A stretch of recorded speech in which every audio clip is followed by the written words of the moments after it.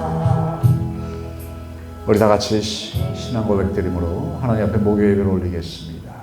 전능하사 천지를 만드신 하나님 아버지를 내가 믿사오니 그 외아들 우리 주 예수 그리스도를 믿사오니 이는 성령으로 잉태하사 동정녀 마리아에게 나오시고 본디오 빌라도에게 고난을 받으사 십자가에 못 박혀 죽으시고 장사한 지 사흘 만에 죽은 자 가운데서 다시 살아나시고 하늘에 오르사 전능하신 하나님 우편에 앉아 계시다. 저리로서 산자와 죽은 자를 심판하러 오시리라. 성령을 믿사오니 거룩한 공회와 성도가 서로 교통하는 것과 죄를 사하여 주시는 것과 몸이 다시 사는 것과 영원히 사는 것을 믿사옵나이다. 아멘.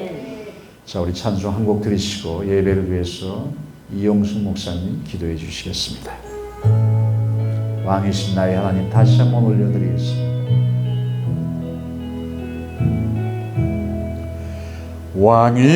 왕이신 나의 하나님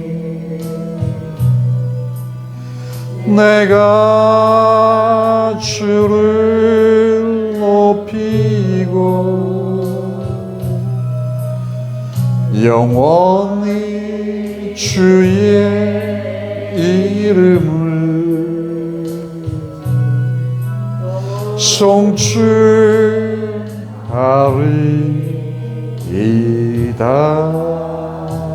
송축하리이다. 기도해 주시겠습니다.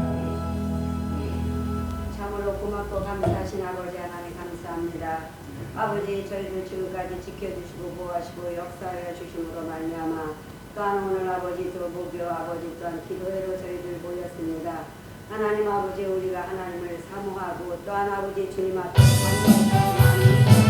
아버지 주님 앞에 이렇게 아버지 또한 합심하여 기도하고자 이렇게 아버지 모였사옵나이다. 하나님 저희의 기도를 들으시고 하나님 날마다 아버지 하늘문을 여시사 주님의 뜻과 주님의 섭리를 알고 깨달아 정말 아버지 주님 앞에 기뻐하는 삶을 살 수 있도록 하나님 저희들을 복을 내려주시옵고 인도하시고 역사하여 주실 것을 믿고 의지합니다. 아멘. 하나님 아버지 주여 오늘도 하나님 귀한 말씀을 들을 때에 하나님 동일하게 은혜가 되게 하시고 아버지. 그 말씀을 갖고 아버지 또한 순종 목자가 살아가는 저희들 되게 하여 주시옵소서. 아멘. 아버지 기도하고 간구하는 것들을 주님 들으시고 아버지 응답하는 놀라운 역사가 있게 하여 주실 걸 믿사고 예수 그리스도로 감사드리며 기도 올려드렸습니다. 아멘. 감사합니다. 감사합니다. 자, 이 시간 하나님께서 주신 말씀을 봅니다. 로마서 13장입니다. 로마서 13장.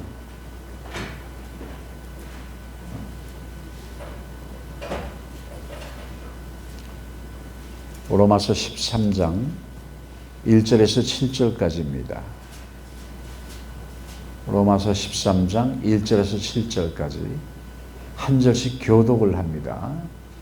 한 절씩 교독합니다. 제가 먼저 1절을 봉독에 올립니다. 각 사람은 위에 있는 권세들에게 복종하라. 권세는 하나님으로부터 나지 않음이 없나니 모든 권세는 다 하나님께서 정하신 바라. 그러므로 권세를 부리는 자들은 하나님의 명을 거스림이니 거스리는 자들은 심판을 자취하리라. 다스리는 자들은 선한 일에 대하여 두려움이 되지 않고 악한 일에 대하여 되나니 내가 권세를 두려워하지 아니하려느냐. 선을 행하랴. 그리하면 그에게 칭찬을 받으리라. 그는 하나님의 사자가 되어 그에게 선을 이루는 자니라. 그러나 내가 악을 행하고는 두려워하라. 그가 공연히 칼을 만지지 아니하였으니 곧 하나님의 사자가 되어 악을 행하는 자에게 진노하심을 위하여 보응하는 자라. 그러므로 복종하지 아니할 수 없으니 진노 때문에 할 것이 아니라 양심을 따라 할 것이니라. 너희가 주제를 바치는 것도 일용합니다. 너희가 하나님의 일로 서로 일에 항상 힘쓰니라. 다 같이 모든 자에게 줄 것을 주되 조세를 받을 자에게는 조세를 바치고 관세를 바칠 자에게는 관세를 바치고 두려워할 자를 두려워하며 존경할 자를 존경하라. 아멘. 자, 이 본문의 말씀을 가지고서요, 국가에 대한 우리 성도들의 자세라는 제목으로 말씀의 은혜를 나누겠는데요, 제가 이 말씀을 가지고서 우리 박근혜 대통령이 탄핵 당시 이 반역의 무리들을 향하여서 이 본문의 말씀을 가지고서 모든 권세는 하나님으로부터 났는데 어찌하여 구테타적인 이러한 탄핵으로 인하여서 불법을 저지르고 나라를 엎었느냐, 아주 심하게 수많은 분들 앞에서 실체가 된 때가 엊그제 같았는데 벌써 5년, 4년이 됐습니다. 다시 한번 오늘 로마서 본문은 무엇이라 얘기하고 있는지 이 본문의 말씀을 가지고서 우리가 은혜를 나누게 하겠습니다.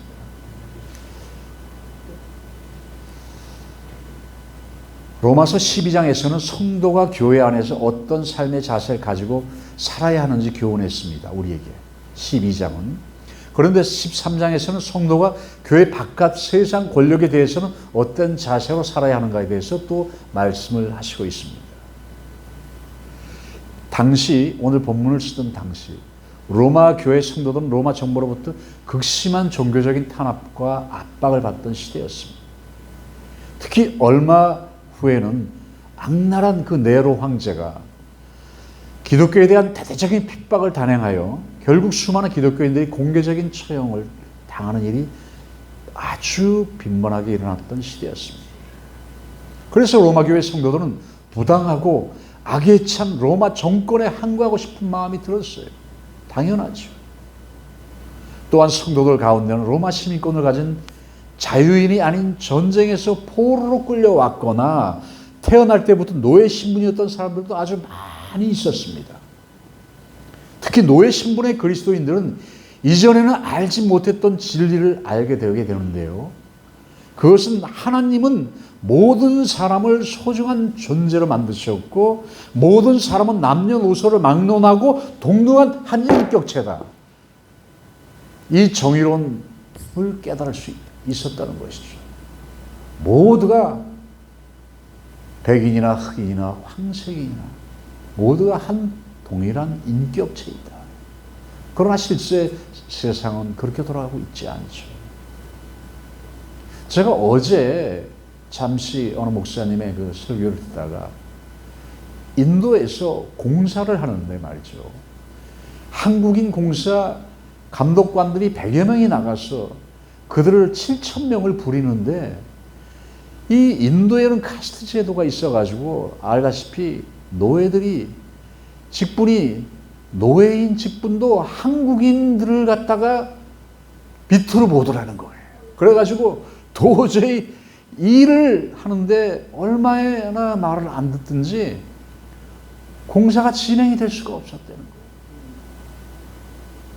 그래서 끊임없이 그들에게 순종을 하면서 할 수 없이, 방법이 없으니까 약 150m에 되는 정유공장에 가장 큰 이 기둥을 세우는데, 이것을 한국에서부터 만들어 가지고서 배로 실어서 육로로 옮겨서 그걸 세우는데 세계에서 그런 기술을 가진 나라가 별로 없어요. 그것을 세우는데 인도 일꾼들이 그렇게 말을 안 듣더라는 얘기예요. 그러니까 인도 같은 나라는 아직도 그렇게 여전히 카스트 제도가, 아마 제가 알기로 7계급, 7계급인가 아마 있는 걸로 이렇게 알고 있는데, 그래서 그렇게 그 공사를 다 끝나고 그들이 결국은 우리 백성들이 가서 감독한 그들에게 무릎을 꿇었다라는 얘기를 잠깐 들은 바 있습니다. 자, 이렇게 하나님께서는 남녀노소를 막론하고 동등한 인격체로 우리를 만드셨는데요, 믿기 전에는 알지 못했지만 성경을 통해서 하나님께서는 모든 사람들을 평등한 인격자로 만드셨고 모든 사람이 소중한 존재라는 것을 알게 된다는 것이죠. 그래서인지 몰라도요, 우리가 사람을 외모로 취하는 경우가 참 많지 않습니까? 지금도 여전히 교회 안에서도 잘 살고 명예 있고 능력 있는 사람들은요, 분림하려 하는 그런 마음을 갖고 있어요. 그런 것이 역력히 우리 눈에 보이잖아요. 근데 우리가 유감스럽게 그렇게 해서는 절대 안 되는 거죠. 그래서 교회 안에서 저는 그래요. 약한 사람들이 더 눈에 띄게 되고, 몰랐을 때는 몰랐다 하더라도 알고 난 이후에는 그들에 대한 더욱더 관심과 사랑과 그리고 자비와 긍휼의 마음을 갖게 되더라고요. 그래서 더욱더 기도를 하게 되고 마음이 그들 앞에서 이렇게 숙여지는 것을 보게 되는 것은 참 감사한 일이 아닌가. 개인적인 얘기입니다. 우리 모두가 그런 분들이라고 저는 믿어요. 아멘입니까? 네. 자, 그래서 노예 신분은 그리스도인 중에는 로마 사회에 대한 강한 불만을 가진 사람들이 많았다는 거예요. 이런 생각은 그리스도인이 정치적인 세력으로 단합되어서 체제를 전복시키려는 이런 일로 발전될 수가 있기 때문인 거죠. 그래서 그 로마에서는 그렇게 그리스도인들을 갖다 박해를 했던 거예요. 그래서 오늘 바울은 그리스도인이 국가 권력에 이렇게 나올 적에 어떤 자세로 그래도 우리가 대해야 되는가에 대해서 말씀을 하는 거예요. 자, 그런데 이 문제는 오늘날에게도 우리에게도 여전히 존재하고 있다는 거죠. 왜냐하면 오늘날의 그리스도인들은 국가 권력이 부당하다고 불의할 때 국가 권력에 반대하고 싶은 마음이 들어요. 들기 때문에 우리가 광화문에 나갔던 거예요. 특히 과거 우리나라의 역대 정권을 보면 국가 권력이 불안하고 부정할 때가 너무나도 많았습니다. 그래서 특히 기독 청년들은 깊은 현실적인 고민 앞에 빠지게 됐습니다. 과연 정권의 이 부당성에 대해서 시정을 촉구하여 가두 시위와 데모에 참여해야 하냐, 안 해야 되느냐, 이것을 놓고 고민을 했죠. 사느냐 죽느냐 이것이 문제였다. 자, 오늘날에도 보수적인 기독교인들은 이런 문제 때문에 굉장히 걱정에 빠져 있는데요. 현 정권의 이 좌파적인 색깔을 가지고 있어서 자칫하면 이 나라가 공산주의에 물들지 않을까 하는 염려 때문이에요. 그래서 일단의 보수적인 기독교 원로들은 우파적인 정치 운동을 벌이고 있는 거예요. 지금도 여전히. 이런 측면에서 볼 때 오늘 말씀은 비단 2000년 전에 로마 교회 성도들에게만 필요한 것이 아니라 오늘 우리에게 반드시 필요한 말씀이라는 겁니다. 바울은 그리스도인이 국가 권력에 대해서 어떤 자세를 가져야 될까에 대해서 크게 세 가지로 설명을 하는데요. 첫 번째, 국가 권력에 복종하라. 국가 발전에 기여하라. 세금을 정확하게 내라. 첫 번째, 국가 권력에 복종하라고 얘기했습니다. 13장 1절에 각 사람은 위에 있는 권세들에게 굴복하라. 권세는 하나님께로 나지 않음이 없나니 모든 권세는 다 하나님의 정하신 바라. 성경은 말씀하십니다. 위에 세워진 권세들은 하나님께로부터 왔으니 굴복하라는 것이죠. 다시 말해서 국가 권력과 세상의 지도자들은 하나님이 세우신 것이라고 말씀하는 거예요. 그것들마저도 하나님이 세우신 거예요. 넌 크리스천들, 비크리스천들도 하나님께서 왕으로 세우신 거라는 얘기예요. 그래서 결국은 우리가 4년 동안 굴복하며 살아왔던 거예요. 그리스도인들은 이중 국적을 가지고 있습니다. 영적으로 하나님 나라 천국의 시민권을 가지고 있고요. 육신적으로는 자기가 속한 국가의 국적을 가지고 있습니다. 그리스도인들은 영적으로 이 세상에 속한 사람이 아닙니다. 우리는 이 세상에 속한 사람들이 아니에요. 이 세상에 소망을 두고 사는 사람이 아니라는 거예요. 하늘에 소망을 두고 살 줄 믿습니다. 또한 그리스도가 이 땅에 재림하셔서 이루어질 새 하늘과 새 땅을 바라보며 살아간다는 것이죠. 그러나 육신은 여전히 세상 나라에 속해서 살아갈 수밖에 없는 처지가 바로 우리 그리스도인의 삶이에요. 내가 속한 민족과 국가의 일원일 뿐이에요. 이 땅에 사는 동안은 세상 나라의 시민권자로서 권리를 행사하고 책임과 의무를 다 해야만 한다는 것입니다.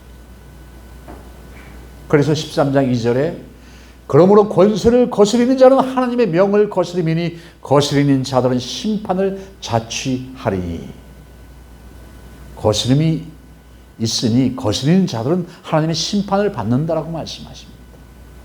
만약 권세에 불복종하는 사람은 하나님의 명을 거스리는 것이라고 얘기했어요. 그리고 심판을 스스로 자초하는 어리석은 행위라고 했습니다.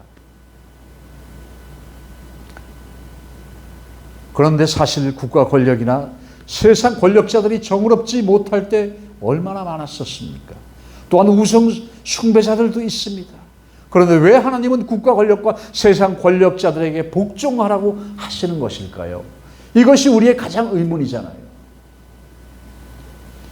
디모데전서 2장 1절로 2절을 보면요. 그러므로 내가 첫째로 감사 구원하노니 모든 사람을 위하여 간구와 기도와 도고와 감사를 하되, 모든 사람을 위하여 간구와 기도와 도고로 감사를 하되 하라는 얘기예요. 임금과 높은 지위에 있는 모든 사람을 위하여 하라. 이는 우리가 모든 경건과 단정한 중에 고요하고 평안한 생활을 하기 위해서다. 우리가 경건하고 단정하고 거룩하고 평화로운 삶을 살기 위해서는 그렇게 복종을 하라는 거예요. 이 권력에, 마음에 들지 않는 이 정권에, 국가를 뒤엎었던 이 세력들에게 복종하고 살라는 이 말씀이 답이에요. 불완전한 세상 권세일지라도 하나님은 그 권세를 통하여 세상의 질서와 평화를 유지하게 하시고 그 가운데 믿는 자들을 평안하게 살게 하시기 위함이라고 말씀하세요. 국가 권력이나 세상 권세자들이 불완전하다 할지라도, 마음에 들지 않는다 할지라도, 만약에 이마저도 없다면 세상은 극도의 무질서와 혼란에 빠져들어 버린다는 것이죠. 미국에서 흑인 폭동 사태가 일어났을 때 국가의 공권력이 완전히 무너져 버렸습니다. 그러자 대형 할인 매장에 무자비한 약탈이 자행된 적이 있고, 그것이 그들의 실상이고 그 이후로도 수없이 그들은 약탈을 해요. 무슨 어떤 인권 문제만 발생하면 그들은 무조건 약탈하는 거예요. 그것도 외국인에 대해서 차별하는 거죠. 외국인 상가, 특히 코리아타운, 차이나타운 뭐 들어가가지고 마구 약탈을 해요. 그래서 하나님은 불완전한 국가 조직과 권세자라 할지라도 그들을 사용하시고 계시다는 겁니다. 이런 것을 필요악이라고 얘기하죠. 그러므로 하나님은 그리스도인들이 국가 권력에 복종하고 따르기를 원하신다는 겁니다. 그들을 통하여 사회가 안정되어야 복음을 전할 수 있고 신앙생활도 할 수 있기 때문입니다. 기독교 초기에 바울이 유럽 선교와 로마 선교를 할 수 있었고, 로마를 중심으로 1세기 만에 전 유럽의 복음이 전파될 수 있었던 것은 로마라는 강력한 국가 권력이 그 당시 세계를 장악하고 안정된 사회를 유지해 주었기 때문에 가능할 수 있었다는 겁니다. 또한 로마가 다양한 민족과 국가들에게 헬라어로 국어로 사용하도록 강제하였고, 모든 도로망을 로마를 중심으로 닦아 놓았기 때문에 전도자들은 짧은 시간 안에 전 유럽과 중동을 복음화하기 수월했다는 것이죠. 비록 로마 황제 가운데 기독교를 극심하게 비판한 사람이 있었지만 그래도 로마 제국은 세계를 복음화하는 하나님의 도구로 쓰임을 받았습니다. 하나님께서는 임금들과 높은 지위에 있는 사람들을 위해서 기도하라고 얘기하십니다. 이것은 단순히 내 나라와 내 민족이 잘되고 형통하고 부강하기를 바라는 차원에서 말씀하신 것이 아닙니다. 내 나라 내 민족만 잘되어야 한다는 것은 성경적인 생각이 아니기 때문이죠.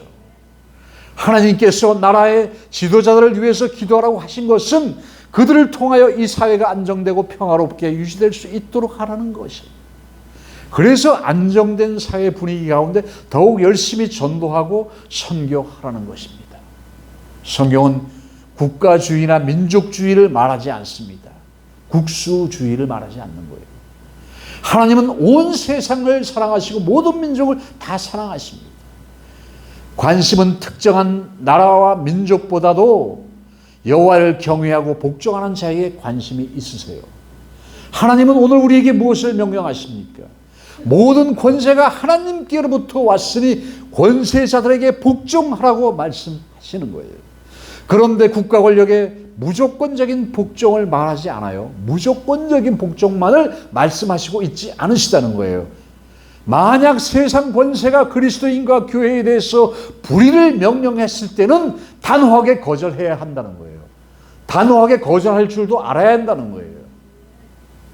예를 들면 다니엘과 같은 경우에 그는 바벨론의 포로로 끌려가서 그곳에 왕궁 교육을 받은 높은 신하로 기용되었습니다. 그런데 다니엘을 시기한 사람들의 계략에 넘어가서 왕은 다른 신에게 절하는 사람은 사자굴에 던져질 것이라고 칙령을 내리게 됐죠. 다니엘은 죽음의 위협에도 불구하고 신상에게 절하지 아니했습니다. 그래서 사자굴에 던져졌습니다. 그러나 하나님은 다니엘을 사자굴에서 건지셨습니다. 그리고 그를 다시 높여주셨습니다. 이와 같이 오늘날에도 국가 권력이 불의하고 부당한 행위를 할 수 있습니다. 교회와 그리스도인들은 그러나 침묵해서는 안 된다는 거예요. 불의를 지적하고 시정을 촉구하는 목소리를 내어야 한다는 거예요. 하지만 그리스도인들이 세상 권력의 부당한 처세에 대한 불복종에는 중요한 원칙이 하나가 있는데 그것은 바로 비폭력 저항이라는 거예요. 우리가 광화문 그 수많은 그리스도인들이 나갔을 적에 모두가 비폭력이었습니다. 반드시 단서는 비폭력이었습니다. 예수님을 생각해 보십시오. 당시 종교 지도자들 즉 대제사장들과 바리새인들은 예수님을 어떤 구실로든지 죽이려고 안달을 했습니다. 그럼에도 불구하고 예수님은 종교 지도자들에 대하여 혹독한 책망을 하셨습니다. 독사의 자식들아, 회칠한 무덤이요 외식하는 자들아, 쉼없이 그들을 지적하고 죄악을 회개를 촉구하셨던 거예요. 하지만 예수님은 그들의 죄를 지적했을 뿐 그들의 권세를 빼앗기 위해 정치적인 활동을 하신 적은 없으셨던 거예요. 자신을 따르는 사람만 이미 수만 명이요 핵심 제자들은 수백 명에 이르지만 그들을 정치적인 세력으로 이용하실 생각은 한 번도 안 하셨다는 거예요. 세상 권력의 부당성을 지적하되 그들은 철저히 비폭력 저항이었던 것이죠. 그래서 마태복음 26장 52절에 우리 김진숙 목사님이 지난주에 저한테 그랬어요. 예수께서 이르시되 내 검을 토로 집어 꽂아 검을 가지고 노는 자는 다 검으로 망하느니라. 말고와 같은 자라고 저를 갖다가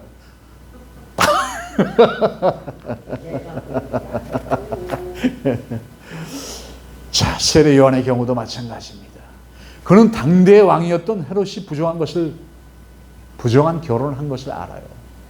그것을 공개적으로 비난하고 회개할 것을 촉구했습니다. 왜? 헤롯이 자기 동생이 죽자 자기 동생인 부인을 데려다가 그렇게 말해요. 그런 나쁜 짓을 했어요.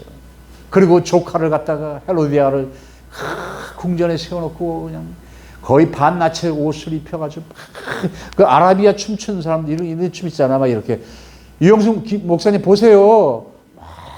막 이런 춤을 춰가면서 거기에 홀락 반해가지고 홀락반에서 내가 오늘 네가 원하는 것이 있다면 내 모든 것에 반을 주겠노라.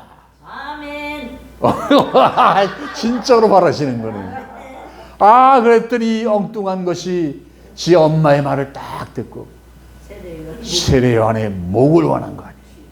그래가지고서 세례 요한이 그냥 쟁반에 목이 잠겨가지고 딱 오니까 얼마나 그 여인은 세례 요한이 옥중에 있으면서도 있는 자체가 싫은 거야. 자기의 치부를 너무나 잘 알고 있기 때문에 이랬던 적이 있었던 것이죠. 헤롯의 내연에 처했던 헤로디아. 세례 요한이 너무나 못마땅했습니다. 그래서 헤롯을 잔치 자리에 빌어서 요한의 목을 베게 만들었던 것이죠. 세례 요한이 만약 권세자였던 헤롯의 죄를 지적하지 않았더라면 그렇게 일찍 요절하지는 않았을 거예요. 그러나 그는 하나님을 대리해서 하나님의 심판의 메시지를 전했습니다. 하지만 세례 요한은 부정한 헤롯 왕을 몰아내고 사람들을 모으거나 데모를 하지 않았습니다. 비폭력 저항이었던 거죠. 마르틴 루터에 의해서 시작된 종교개혁도 비폭력 저항에 의한 것이었습니다.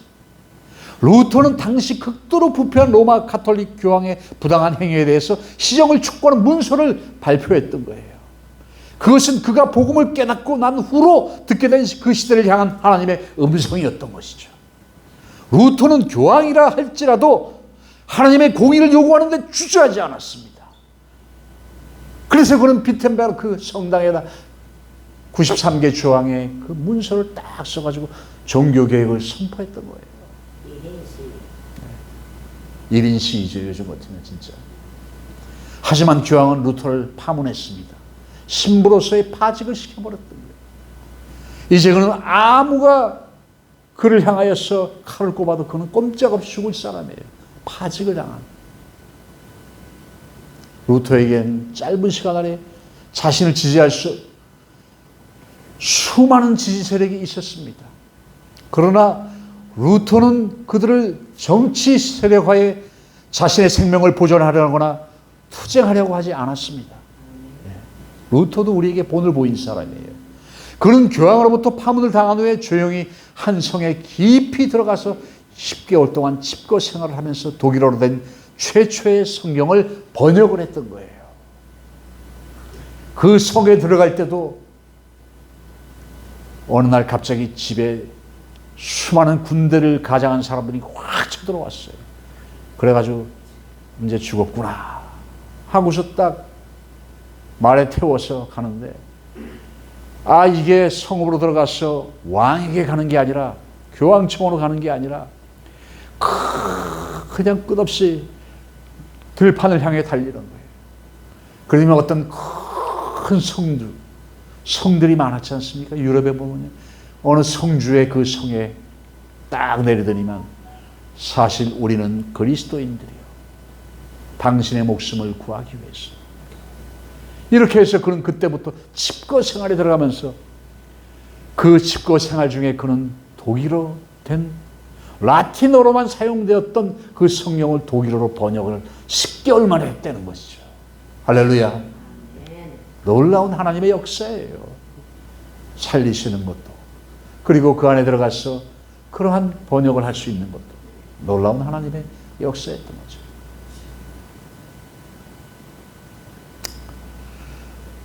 만약 우리나라 정권이 불의하고 부당한 통치 행위를 할 때 잘못을 지적하고 시정을 촉구하는 소리를 내야 합니다. 그러나 시정을 촉구하기 위해서 세력화로 해서 거리로 뛰쳐나거나 뛰쳐는 나가되 물리적인 충돌은 절대 있어서 안 된다는 것이죠. 예를 들어서 물리적인 충돌은 없었어요. 아니, 물리적인 충돌은 치고받고 해야 되는 건데 그건 안 했죠. 절대로 안 했죠. 그러니까 거기서 버티고 그냥 몇 개월씩 있었던 거죠.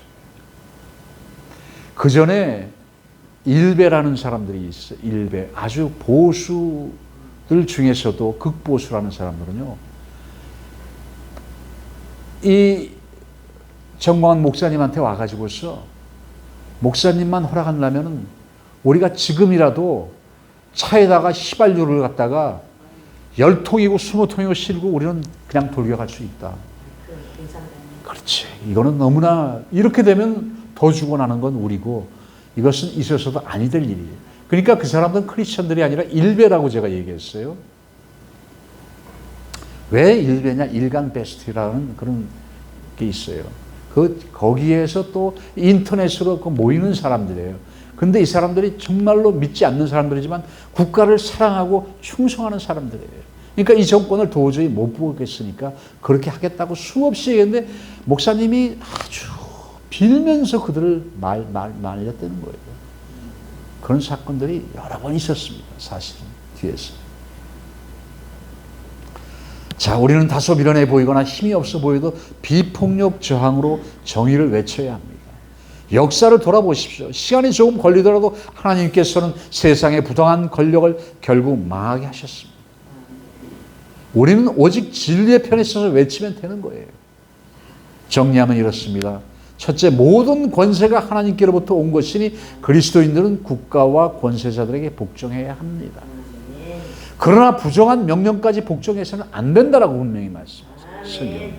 단 저항을 하되, 그래서 저항을 하되 철저하게 비폭력 저항을 하라는 거예요. 시위를 하라는 것이죠. 치고받고 죽이는 건 하지 말라는 거예요. 깜빵에 가더라도. 그리고 국가 발전에 기여하라는 거예요. 13장 3절에 관원들은 선한 일에 대하여 두려움이 되지 않고 악한 일에 대하여 되나니 내가 권세를 두려워하지 아니하려느냐. 선을 행하랴. 그리하면 그에게 칭찬을 받으리라. 선을 행하랴. 누구에게 칭찬을 받아요? 하나님으로부터 칭찬을 받는 거예요. 누가 세상 관원들을 무서워하느냐고 했습니다. 죄를 지은 사람이라고 했습니다. 죄 지은 사람들은 순사가 무섭죠, 당연히. 예. 조금이라도 죄를 지은 사람은 경찰을 보면 가슴이 철렁 내려앉아요. 얼굴이 마주치기라도 하면 지구멍을 찾습니다. 아니 괜히 아무 이유 없는데도 괜히 언제부턴가 경찰이 지나가거나 옆에 마주치면 뭐 이상하게 좀 쪼는 거 있잖아요. 쫄잖아요. 우리 저기 김정자 권사님은 안 쫄리나 봐. 안 쫄려? 경찰 봐도? 어이, 담대하셔. 아니, 맞아. 저렇게 당당하게 사신 분들은 쫄릴 일이 없지. 나는 늘 쫄릴 게 많은 거 보니까 이게 죄가 많아서 그럴 것 같아요. 자, 우리가 국가에 충성하고 나라의 발전에 기여해야 합니까? 내가 속한 나라와 사회가 잘 되어야 교회가 안정적으로 전도하고 선교사도 파송해서 세계를 복음화할 수 있지 않겠습니까? 공무원이라면 국가 행정 업무에 최선을 다해야 되는 거예요. 군인들은 철통 같은 국가 방위를 해야 합니다. 국민들은 자기 생업에서 최선의 경제 활동을 해야 합니다. 이렇게 하면 국가에서 훈장을 주고 대통령 표창을 줍니다. 시장 표창을 줍니다. 아니면 구청에서 동사무소에서라도 표창을 해요. 앞으로 우리 교회에는 교회에서 국가 공로 훈장을 받는 사람이 나오고 대통령 표창, 시장 표창을 받는 사람이 나올 수 있다면 얼마나 영광스럽고 자랑스럽습니까? 나는 구청장한테라도 한번 받아봤으면 좋겠어요. 받을 짓을 못하고 있다는 거예요. 자, 국가의 세금을 정확히 내라고 또 얘기합니다. 7절에 모든 자에게 줄 것을 주되 공세를 받을 자에게 공세를 바치고 국세 받을 자에게 국세를 바치고 두려워할 자를 두려워하며 존경할 자를 존경하라. 공세는 사람들에게 부과되는 세금입니다. 국세는 물건에 부과되는 세금입니다. 이 말씀 국가에 내야 하는 세금을 정확하게 잘 내라는 말입니다. 납세의 의무를 다하라는 것이죠. 6절에 너희가 공세를 바치는 것도 이를 인함이라. 저희가 하나님의 일꾼이 되어 바로 이 일에 항상 힘쓰느니라. 이유는 이렇습니다. 우리가 낸 세금으로 하나님이 세우신 권세자들이 열심히 국가를 위해서 일하게 되어 있기 때문이죠. 선진국일수록 복지국가일수록 세금이 굉장히 많습니다. 특히 독일 사람들의 세금은 50%라 그러니까 한 달에 100만 원 받으면 550만 원의 세금이 나간다는 거예요. 가히 살인적인 세금을 내는 거예요. 유럽은 다 그렇다는 거예요. 자기가 버는 것의 반을 국가가 가져가는 거예요. 한국 유학생이 독일 친구에게 질문을 했습니다. 너희는 이렇게 많은 세금을 내고도 불만이 없느냐? 그랬더니 아니, 전혀 없더라는 거예요.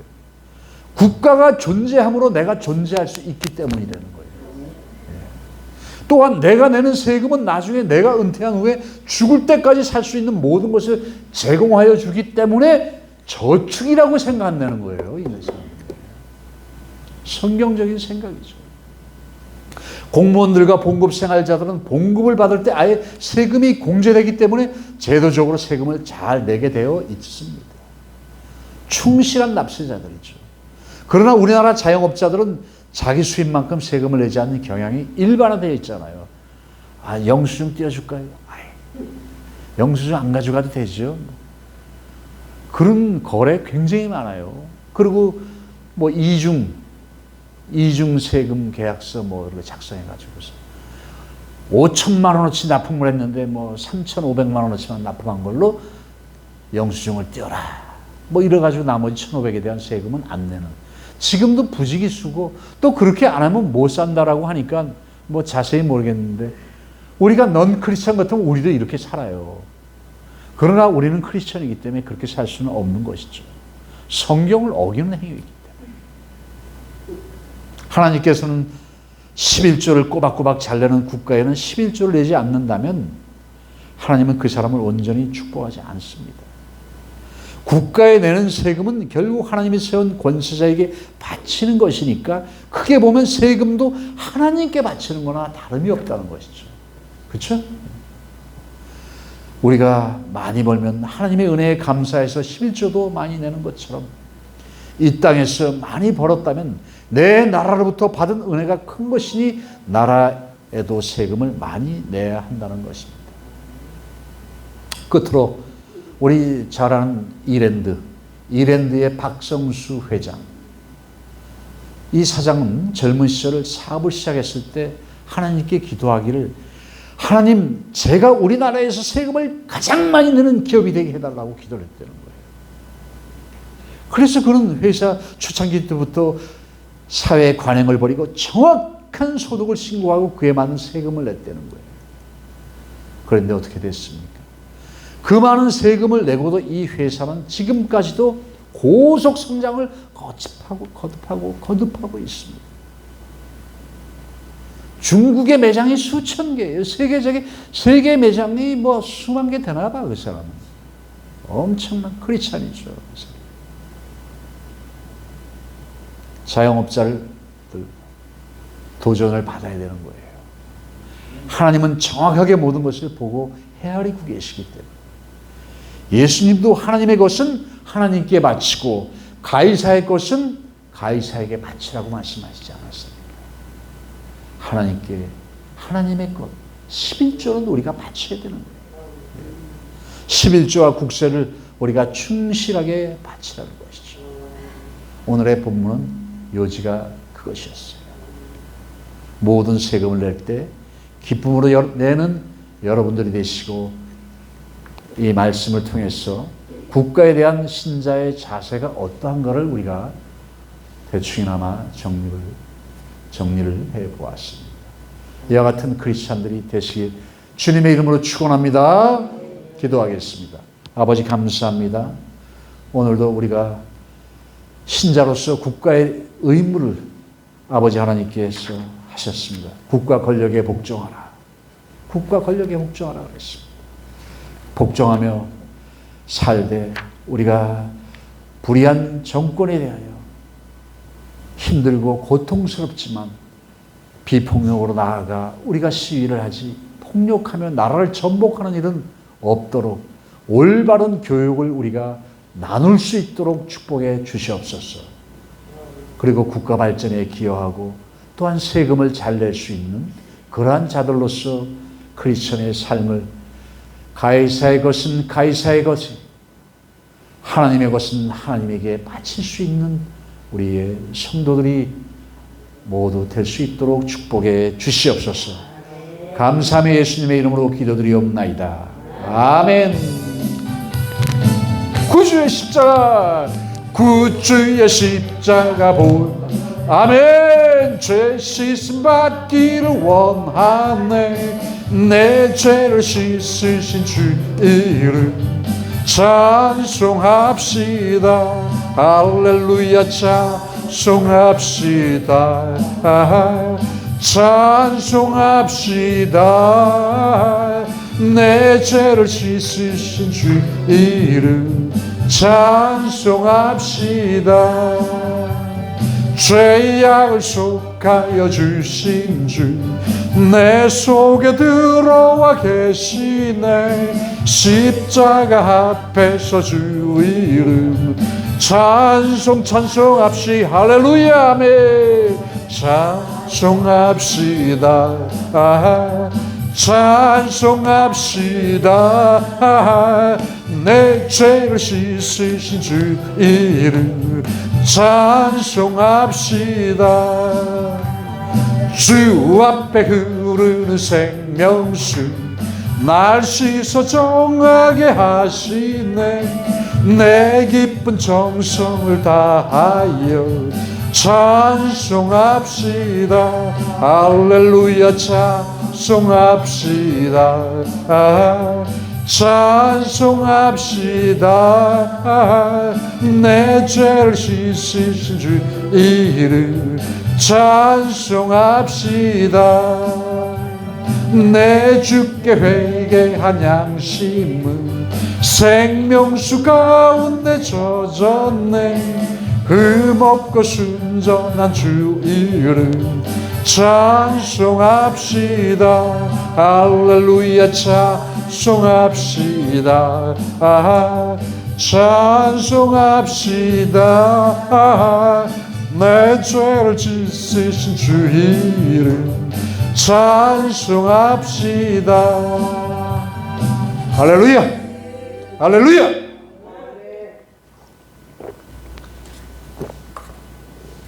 자, 우리 이어서 이제 개인 기도 제목을 가지고서 여전히 변함없이 지난주와 다름없이 하나님 앞에 간절히 구하겠습니다. 우리 지구촌교회 김진순 목사님을 위하여 기도해 주시고요. 박경원 자매와 김승만 형제, 그 아들 우리 예찬이 온전한 회복을 위해서 하나님 앞에 간절히 구하시기를 기도드립니다. 그리심사교회 이용순 목사님, 이동선 목사님 두 분을 위해서 기도해 주시고요.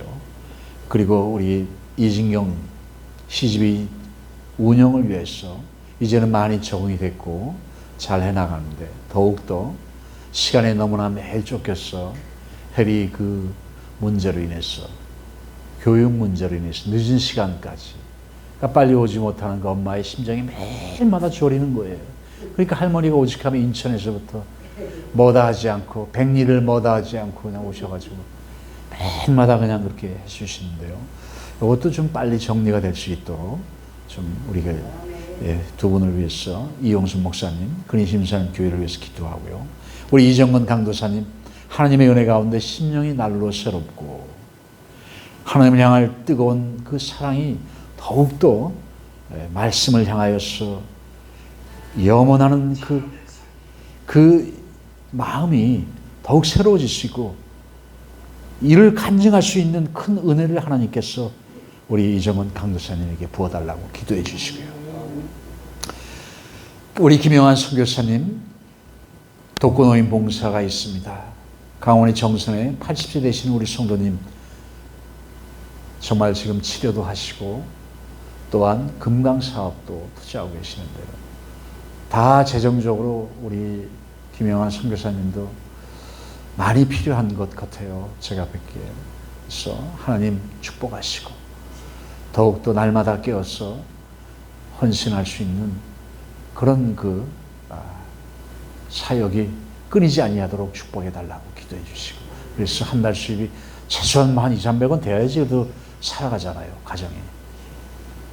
충분히 넉넉하게 미칠 수 있게 해달라고 기도해 주시고 특별히 무엇보다도 우리 숙부님 오늘도 백병원에 다녀오셨는데 골다공증이 그렇게 심할 정도로 이제 많이 쇠약해졌습니다. 기도해 주시고 하나님 지금도 아직도 예수 그리스도를 온전히 영접하지 못하셨는데 강권적으로 정말 우리 숙부님 조남이 어떻게 되시죠? 김영진.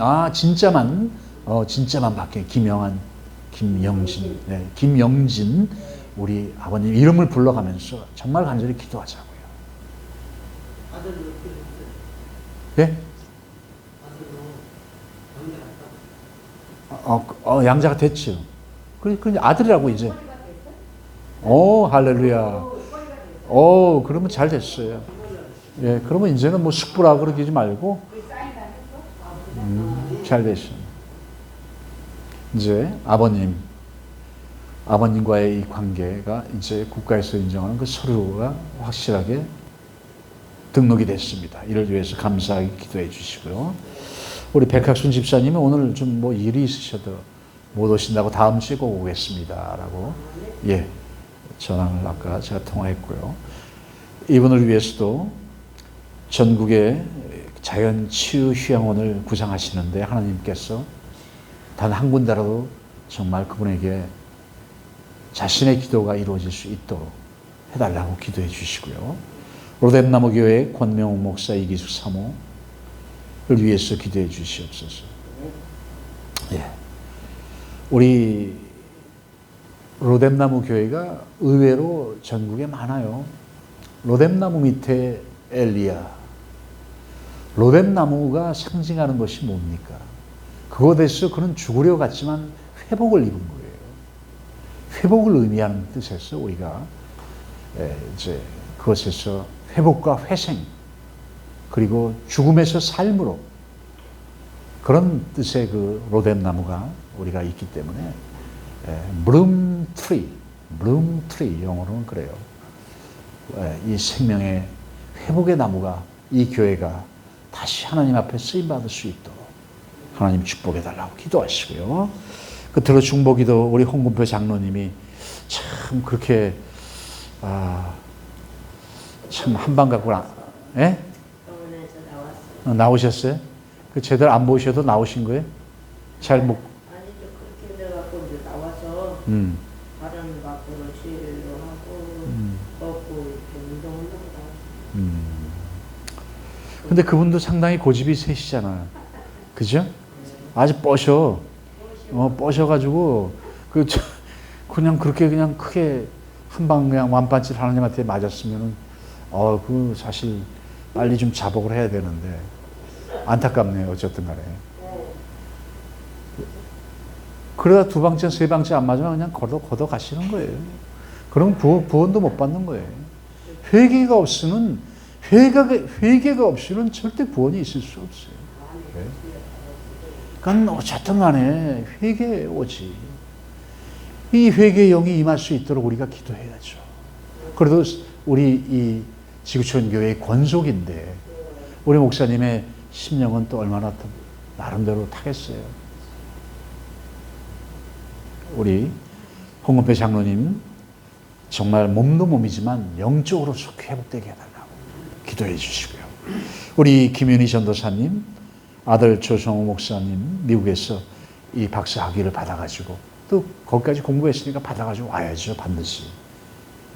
그래서 그래도 미국에서 그렇게 좋은 신학교에서 공부했으면 와서 큰 교회 가서 행정적으로 일할 수 있는 사람들은 또 그런 일을 해야 되는 거예요. 예. 기장이에요? 음에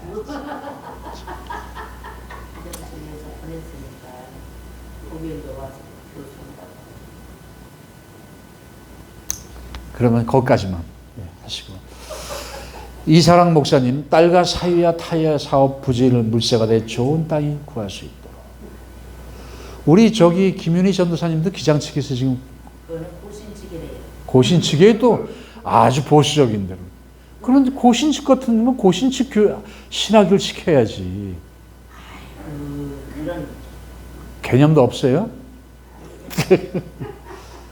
기장은요, 제가 정말 할 얘기가 아니지만 기장은 너무 심합니다. 기장의 그 대학원이 어디 있는지 알죠? 우이동에. 화계사 옆에 있습니다. 그들은 크리스마스 날하고 부처 오신 날, 그때 서로 화환을 갖다가 받으시고 서로 같이 들어와서 손잡고 악수하고 기도하고 같이 그냥 술 마시고 같이 반좌파 세력에만 그냥 적극 뭔 기도요? 난 이정에도 기장책이다. 이정희? 혼합됐어요. 혼합. 이정희는 저기 말하는 거 아니에요? 저기 여기 국회의원 이정혜. 거기는 또 그래도 아유 혼합이. 혼합에 거기도 짬뽕에? 제대로 몰라 나도. 그렇구나. 하여튼 그래도 여기 그러면 이제 그런 사람을 우리가 이렇게 반대하는 것보다는 하나님 바른 길로 가게 해 주십시오 라고 기도할 수 있는 게 우리가 진실이에요. 그죠? 아이고 왜 웃기만 하셔. 그럼 분명히 그래도 또 얼마나 가망성이 없길래 저렇게 웃으셔 그래. 그래도 바른 길로 바른 목사의 그 학위를 받아서 갈 수 있는 그런 그 교단으로 옮겨질 수 있는 은혜가 있게 해달라고. 그러게요.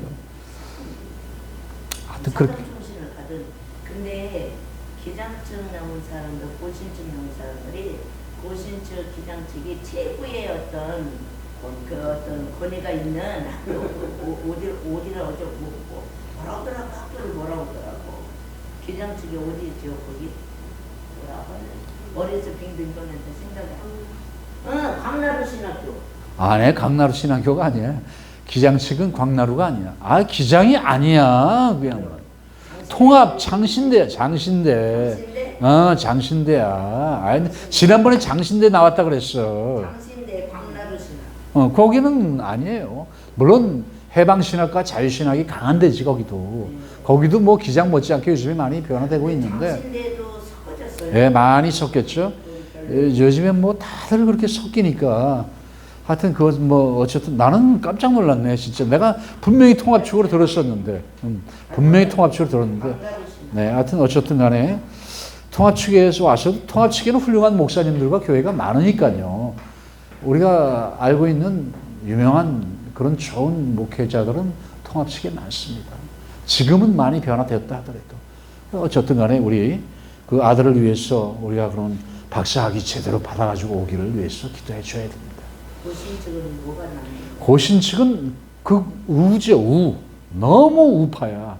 거기는 너무 보수적이라서, 예, 거룩이 너무 심해가지고, 뭐 자세히는 뭐 얘기하기가 그렇지만, 하여튼 그래도 이 기장측, 저기 한신대, 거기하고는 아주 극과 극이야. 거기는 극좌, 저기는 극우. 이렇게 판단이, 이렇게. 거긴 사람 취급도 안 해, 서로가. 그런 관계예요. 어쨌든 우리가 그 문제는 잘 알고 계시고요. 자, 이렇게 위해서 뭐 우리 또 이용희 권사님 수원 영통에 아파트 사업 잘 되기를 여전히 우리가 끊임없이 기도합니다. 그리고 또 이호영 박영애 목사님 사역을 위해서도 한마디씩 기도해 주시고, 무엇보다도 자신을 위해서 내 문제, 내 아픔, 내 정말 자녀들의 신앙의 문제, 이것이 나는 가장 가슴 아파요. 내 자녀들의 신앙의 문제, 물질은 둘째야. 신앙이 얼마나 성령의 인침을 받아야 돼요. 성령을 받아야 돼요. 우리 아들이 고등학교 3학년 때 공부를 하는데 공부가 안 된다는 거예요. 아빠 기도 좀 해주세요. 그래, 기도하자. 지방에 딱 가가지고 하나님 아버지 하면서 손을 딱 올리는데 이 녀석이 따라라라 그냥 발칵 뒤집어지는 거야. 그냥 막 뒤집어지면서 방에서 뒹구는데 방언이 이걸 입을 자제를 못하는 거예요. 얼마나 감사해요. 한번 성령이 그렇게 인을 쳐버려야 돼. 고3 때. 그러고 나서 음악으로 그냥 뭐 평안교회부터 시작해서 교회 한 두 군데까지 음악 성악가 하나 출신이니까, 성악 출신이니까, 총신대 교회 음악가 거기서 그러면서 이제 학생회장도 하고 뭐 이렇게 해가면서 이제 굉장히 걔는 4살 때부터 교회를 한 번도 빠져본 적이 없는 것 같아요. 그래서 그거 하나는 참 감사한데 요즘에는 조금 좀 슬럼프에 좀 빠진 것 같은데 기다려주는 거예요. 그때는요. 그냥 기다려주는 거고. 우리가 기다려줘야 할 때가 있잖아요. 그렇죠? 예. 이렇듯이 우리 자녀들이 그렇게 정말 자빠지기 위해서 정말로 엄마 아빠가 지금 우리 김일숙 목사님이 수원에 가서 우리 진경 씨를 위해서 그렇게 기도하듯이 정말 죽자사자 기도를 해야 되는 거죠. 예. 학교 대학 들어가기 전까지는 뭐 금요 철학 빠져 새벽 기도가 좋다. 뭐 밤은 닫아 날렸지, 반주했지.